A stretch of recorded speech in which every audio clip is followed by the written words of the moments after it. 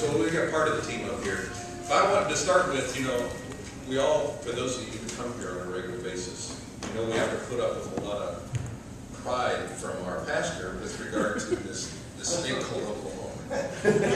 And I guess it is a state, but anyway, I can tell you after spending a week with more folks from Oklahoma, and they're anywhere average to above average, he's got something to brag about.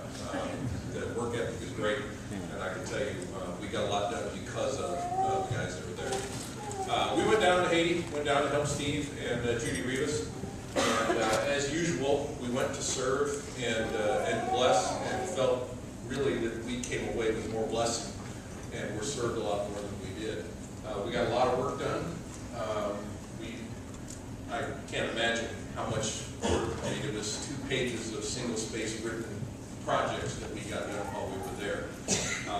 I can tell you, for me, having gone in February right after the earthquake and seen it now, there's been a pretty dramatic transformation in Haiti. When we were there in February, it was basically survival. They were trying to just find food, they were trying to find shelter. And now you can tell, not only have they kind of found food, they have a daily routine, they know where things are. Much of the shelter is much better than it was. And you can see people are now starting to rebuild. And you can see people clearing out of the lots where their homes were crumbled to nothing, and they're now starting to rebuild. So it's great to see that. Obviously, there's still a lot of need there. Even before the earthquake, it was a rough place to live, and certainly now it still is. But what I'd like to do is have Josh and Jim share just something from their trip that was memorable for them. So, Jim. Morning. Good morning. I was going to do this, and I just started a few things down, and we'd be here all day if we covered hardly any of it. Okay. Like I said, why go to Haiti? There's some people I know in here that think, we don't need to go there. We got enough to do here. One of the reasons why. Your mouth. Yeah, hold the mic up a little more. All right now? Yeah. Okay. We went up there to help a depressed nation. They're spiritually depressed, economically depressed, and education is not there either. They don't even have the basic skills, reading, writing, arithmetic, or even have basic hygiene skills. It's a wonder that any of them living over there with their hygiene and the way they do their water and their sewer and everything. Try to go over there and help people. We didn't directly do that, but we're working with people that are working and let them do their job better. If you want to go over there, you'll really be thankful to come home. We are a blessed nation. You just cannot believe how blessed we are. We go over there, we take so many things for granted. You got to be careful brushing your teeth. You can get some kind of a bug that might not recover from. And the food that we have, we don't wonder whether we eat or if we, rather than what we're going to eat, or if we're going to eat. We take air conditioning for granted. One word for over there is hot.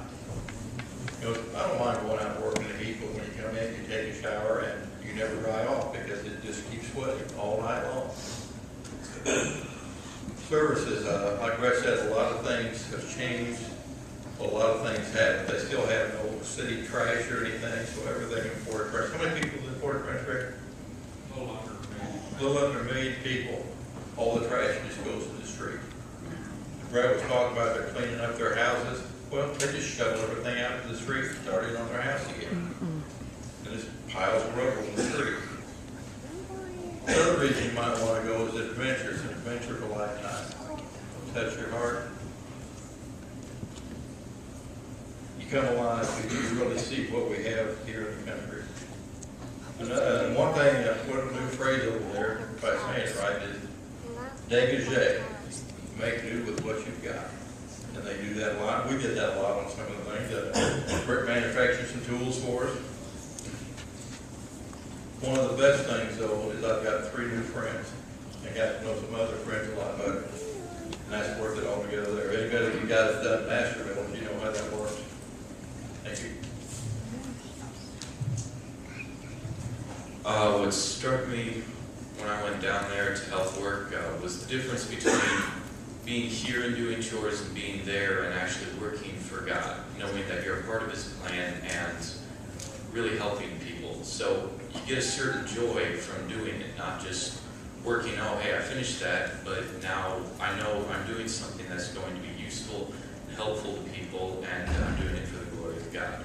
And that really struck me, as opposed to just coming here and maybe doing my morning chores. Is completely different. You get an entirely different feeling from it.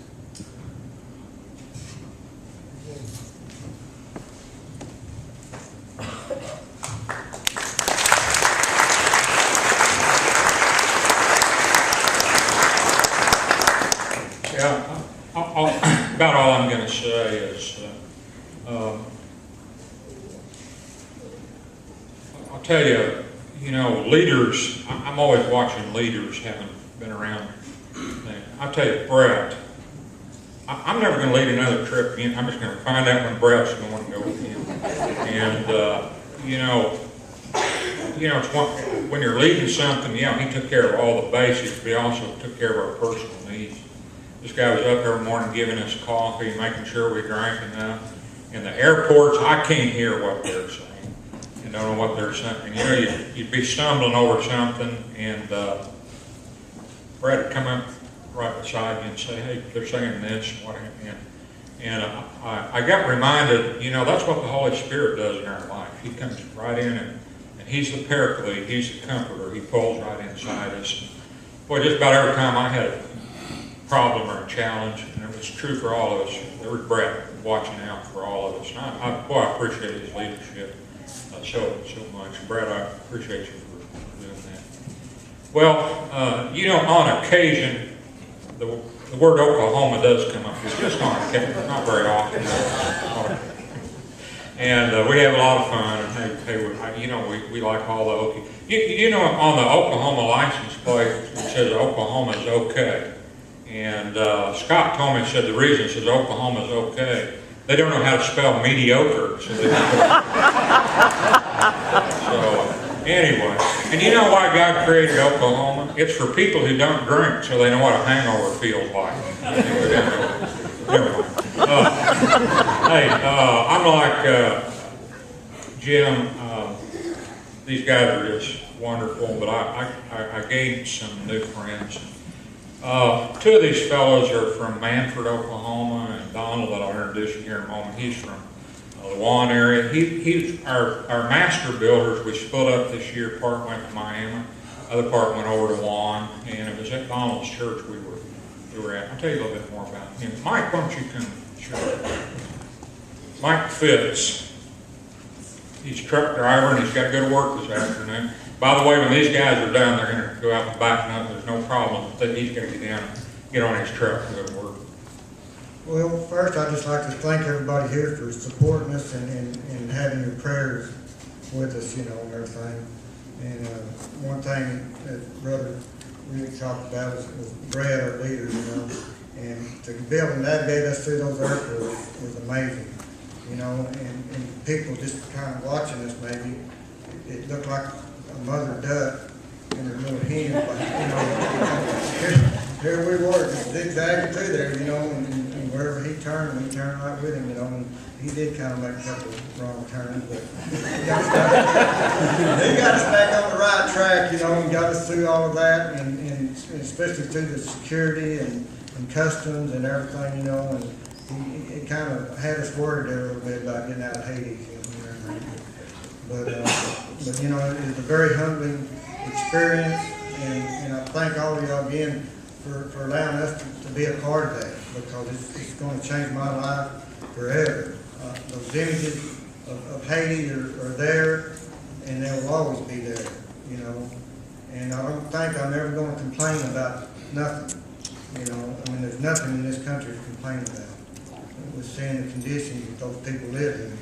And, you know, like I live in a small town and got a little auto parts store and a little lumber yard and everything, you know, and a lot of times they don't have what I need. And I got to drive 30 miles to Sand Springs to get what I need, you know. And in the morning I got to go to Sand Springs, and you know, I'm not ever going to complain about that again, because it's just not there. You know, you don't have Home Depot, Lowe's. There's nothing. I mean, they got a little shop set up, but trying to find what you want is a task.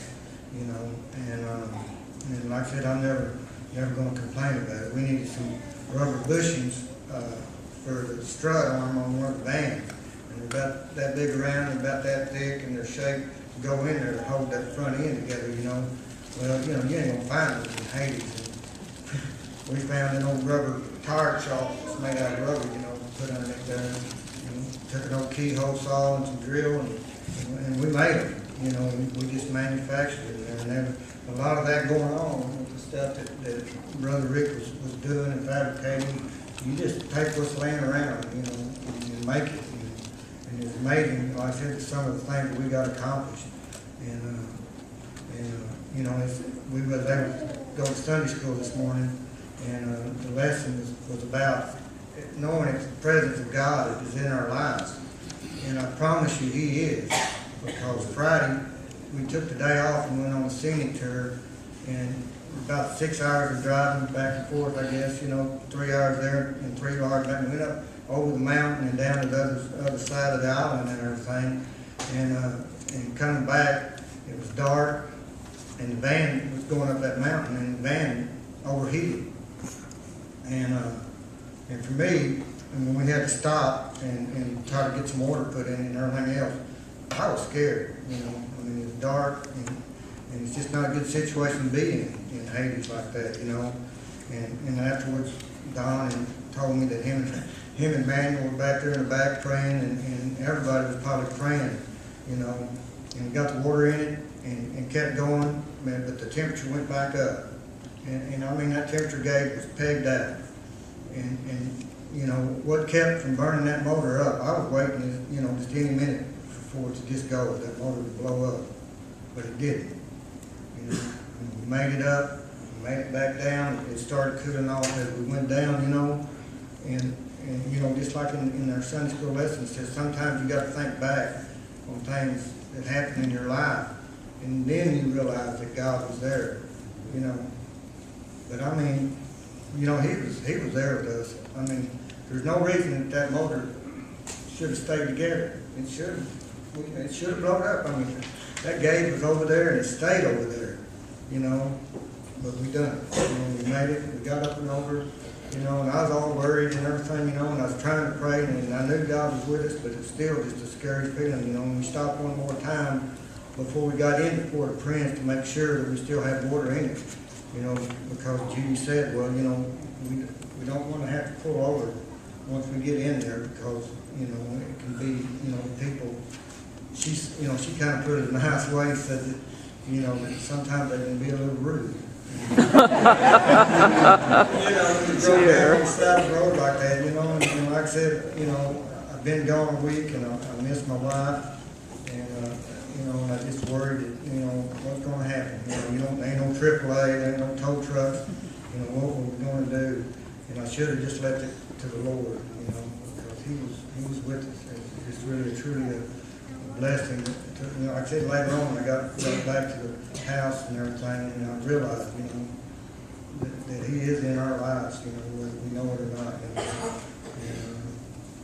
And like I said, you know, the pictures just don't show it, you know. I mean, we saw the picture before we left, and then we saw them a while ago again, and a whole different meaning, you know, the first time and the second time, but it still just doesn't show the pain and suffering that people are going through over there. So, you know, I'd encourage anybody to go and go over there, because it's really truly a blessing, and it change your lives forever.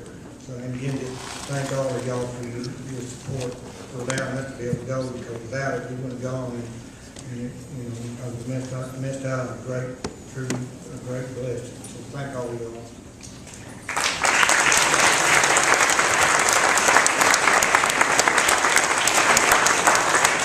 Thanks, Mike. This next fellow here, his name's Donald Perkins. Donald's my cousin, and I didn't get to know him a lot. I left home when I was about 18. Donald was just a little fella then. And we got to talking on this trip. In our family, and some of y'all know the story, we had, out in them hills, there's about 75 of them that we're all kin to. And there was one man you know, you think you're not important, but there's one man in our family, Uncle Jack, our uncle. And he became a Christian out of all those people.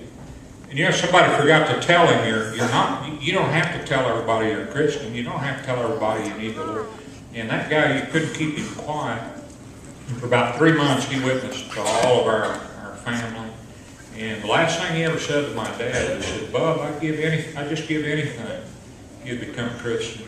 And just, I think it was 8 days after that, he was out Rocky Mountains out there, had a piece of conduit he was holding up. He was by a power line. It was a wet morning, and that power jumped out, went through that conduit, and killed him. And Donald and I was talking this week. You know, Uncle Jack had kept his mouth shut. Our whole family. I got an idea, Donald and I, we'd just be guys hang out at the bar, just try to get along in life. He completely, we would have all died and went to hell. But that one man stood up and he made a difference. And I got to thinking, that's true with all, are you going to stand up? You're going to make a difference. And Donald and I, we just thank the Lord for what our Uncle Jack has done for us. Something else happened to me down there this week. Donald, he has the gift of compassion and mercy. And I asked God to give me some of that. And you'll see, Donald's going to tell you about some of the kids down there, don't you? Yeah, I just want to thank you all for allowing us to be part of the team. It was a truly eye-opening experience for me. I'm not sure what I was expecting when we went down there, but it was a little overwhelming, a little bit to me at times, you know. But I want to thank Brett and Josh and Jim and Rick for just taking care of us and loving on us, and they just took us under their wing. And just, the Lord knows I couldn't make it without y'all.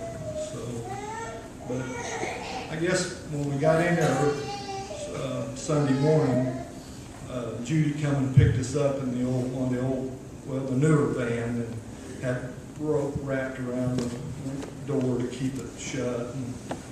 But anyway, Steve and Judy are just some awesome people. But we got to go to church, and they brought some of the little deaf kids to church, and they brought them up in front of the church, and just, I guess, to pray with them, you know. And I was sitting on this very front pew, and there was probably a 10-year-old little young man standing on the very end, just standing there real peaceful. And like I said, I heard Steve mention something about the people don't understand the deaf kids, that I guess they're kind of throwaway kids, they're no good. And these little old kids was probably from 6 years old up until about 12 or 13. But I sat there on that pew looking at them in their little eyes, and they were precious to me. I got up and put my arm around one little boy like this, and he laid his little old neck against me like, said, "Thank you." And that's a highlight of my trip. But also I thank Judy and Steve that have the compassion to go get them little kids and bring them.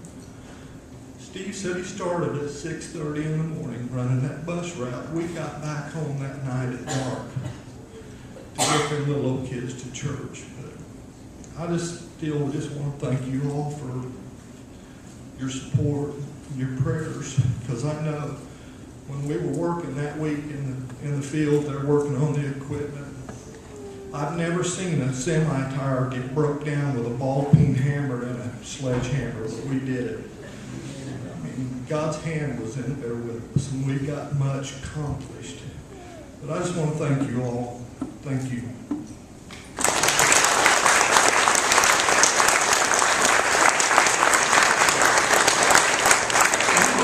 So why don't we all stand right now? We're going to have the ushers come. We're going to sing a song while we're taking an offering.